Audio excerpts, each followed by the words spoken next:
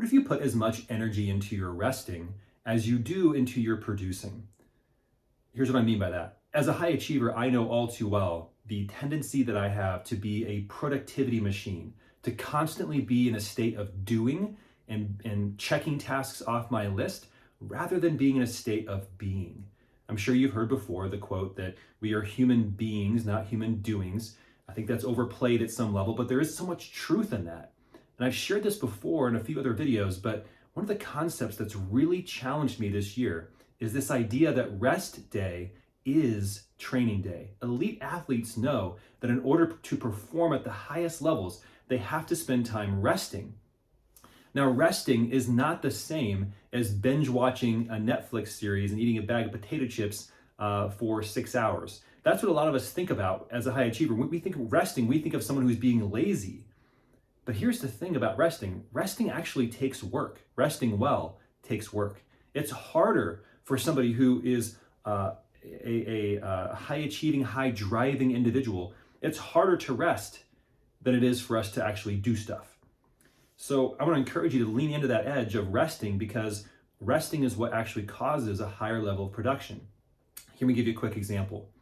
If you were to think about your body and your mind and your soul like a vehicle you drive around, if you were to take that vehicle and drive it around to a point where it was almost empty on gas and then turn the engine off and then wait 24 hours and then turn the engine back on, just because the car wasn't being driven doesn't mean that it was actually being replenished and refueled. Just because the car was resting, in a sense, doesn't mean that it has the reserves in the tank necessary to get you from where it is parked at that moment to where you're trying to get it to go.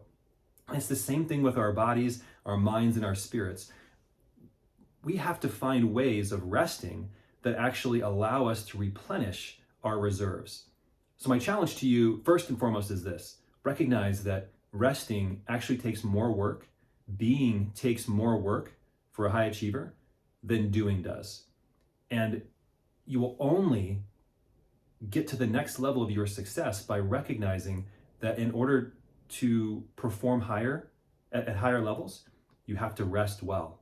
And resting well does not mean doing nothing. It means doing something that actually replenishes your reserves and refuels your tank that otherwise would be running empty. So what's one thing this week you can do to replenish your tank and rest well so that the following day, the following week, you have what you need to perform at your best?